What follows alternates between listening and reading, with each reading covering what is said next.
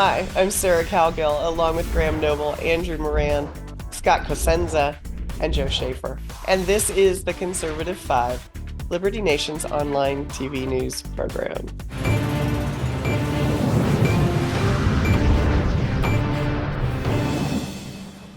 President Biden delivered a Super Bowl message to tell the American public something they already know, that the stuff you buy is getting smaller, but still costs the same. Note to corporate America, stop shrinking product packages while keeping prices the same.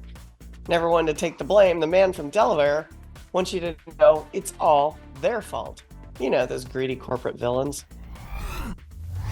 So why do the major brands participate in this type of behavior? Academic, consumer, and industry studies have typically found that shoppers prefer shrinking sizes to price hikes.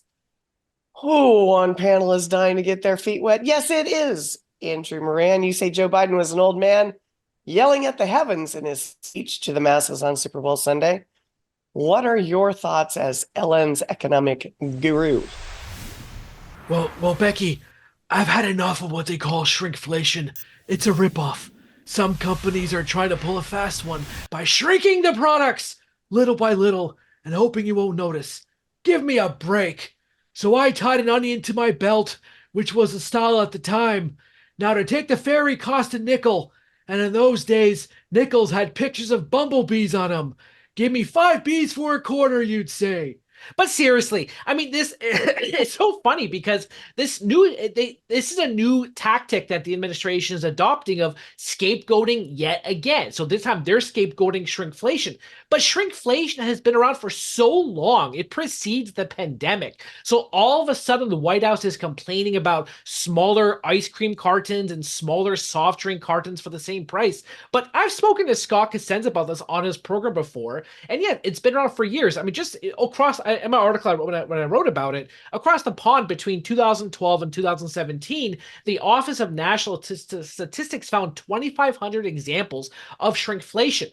In this inflationary environment, of course, it's going to be exacerbated. You look at Hershey's, for example, they've been reducing the cocoa content because cocoa prices are skyrocketing. They're reaching all-time high. So this is the fall of what happens. But perhaps maybe on a social aspect of it, it's not necessarily a bad thing that there may be 5 fewer chips in a package. You know, we're an obesity epidemic, so why not, have a little bit of a fewer chips in your bag? But overall, I mean, shrinkflation, even skimpflation, been around for years. So it's just another tactic from the administration heading into the election. There's also Scott, greed. There's also greedflation, by the way, which is another. Oh my God, term I've heard that 3 times this that week was from different invented. people. Yeah, Starts.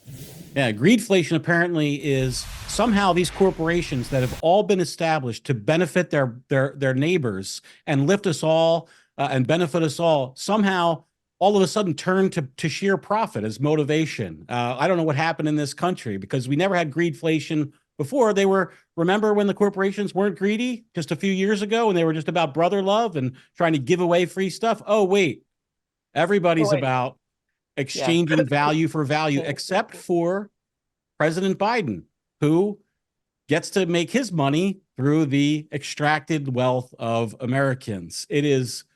I'm beyond outraged, actually, that the president of the United States gets to go on TV with taxpayer money, kind of buoying his messaging that somehow the hardworking men and women of America and the companies they work for and own are somehow against the American people. They're providing the best value they can for products, and if you don't like them, you don't have to buy them. But the reason why we have shrinkflation is because of Joseph Robinette Biden Jr. and his mandated policies as president of the United States. And then for him to sit there, not stand, because he's not that great standing, but to sit there and basically blame the producers of America for their production and how they manage to sell a good to those of us who are willing to buy it.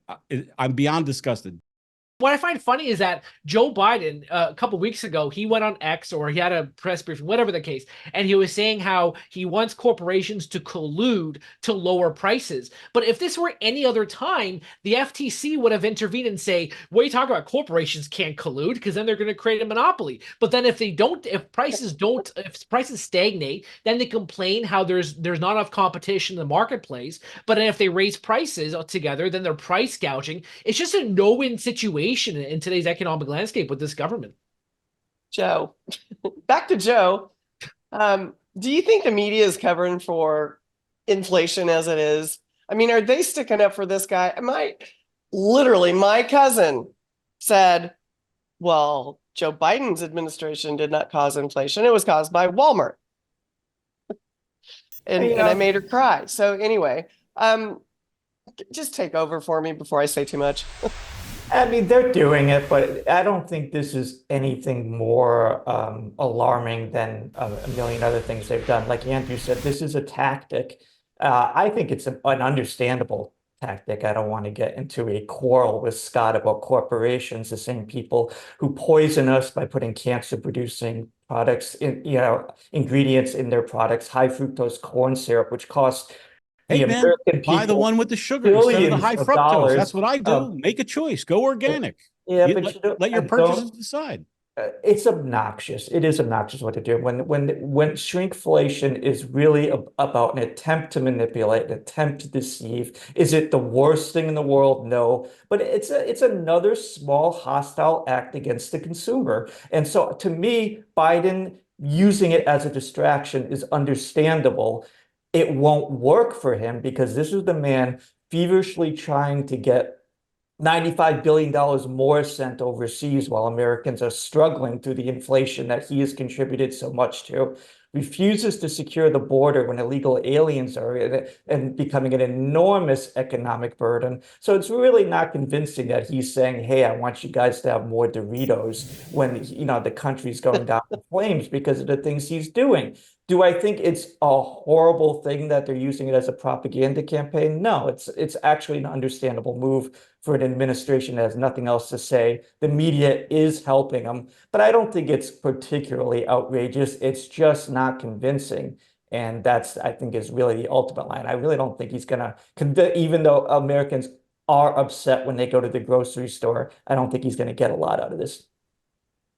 Well, Graham, people are starting to say shrinkflation, shrinkflation, shrinkflation. I mean, it just might be the word that's new. I don't think this is new. I don't think President Biden just makes things up, to be sound bites. Mm-hmm. I don't know. Yeah, I mean, it's obviously it's not new. It's not a new thing, and it's really not so much about him making an excuse for inflation, though. This is more about just a distraction. Kind of he's trying to pretend that all of a sudden he's on the side of the little guy again, and oh, I want people to be able to afford groceries. So shrinkflation has not caused inflation. That's a stupid thing to say. I mean, it doesn't. The two things are different things altogether. Inflation is caused by other things, mostly actually monetary policy. And so this whole thing about suddenly complaining about shrinkflation is simply, it's like a distraction. It's like Joe Biden is trying to say, hey, look, re-elect me because look, I'm on your side. I'm on the side of the little guy. I want the corporations to treat us more fairly. But it's a complete distraction, and it's not. The real issue is inflation, and that has got nothing to do with what he's talking about. But I can say one thing: I would be happy if they applied a bit of shrinkflation to government. I mean, I literally would be okay if government spent the same amount of money irresponsibly like it does now, but just kept getting smaller. I'd be okay with that. Here's the thing, though. Here's the thing. Graham mentioned monetary policy.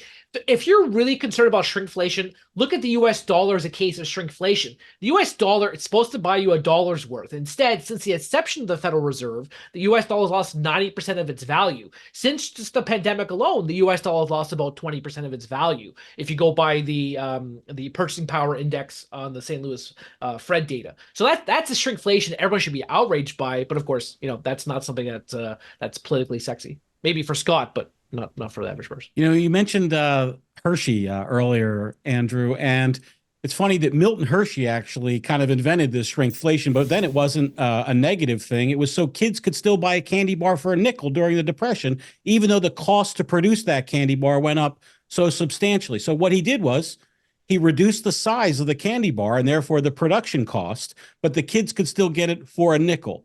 So this idea that, it's somehow preying upon consumers, I think is just totally wrong. I'm coming back on you, Joe, for that. These As people long are as I get trying, reply. they're trying to Get make him. a living by providing what the market wants. And if you want to go buy sugar cane treats Results. instead of high fructose corn treats, I support and celebrate your decision. And the only place where that's super easy to do is where we have free markets and people can respond, companies can respond to our choices. It's a miracle of the market, and we'd all be starved to death if we depended on Joe Biden to get a piece of celery from the farm to the market to our table.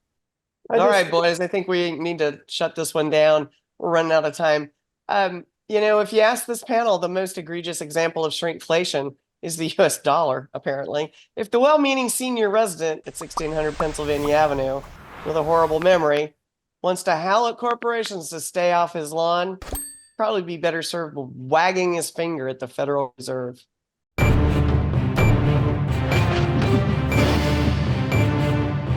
That's it for our Conservative 5 panel today. Check out our other C5 show and segments on your favorite video platform, YouTube, Vimeo, Rumble. We're on them all. As well, Liberty Nation has its own Roku channel where you can see all of our TV productions, and it's an all-new 24/7 channel, so check us out. I'm your host, Sarah Cowgill. Thanks for joining us today for Free Thinking, Free Speech, LibertyNation.com.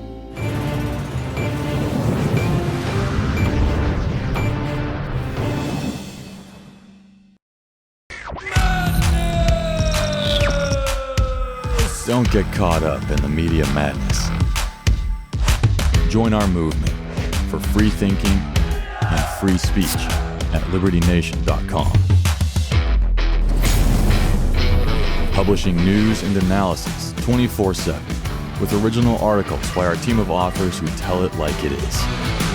Join us each week for online TV shows, The Uprising Podcast, and Liberty Nation Radio. We believe in free thinking and free speech. We are LibertyNation.com.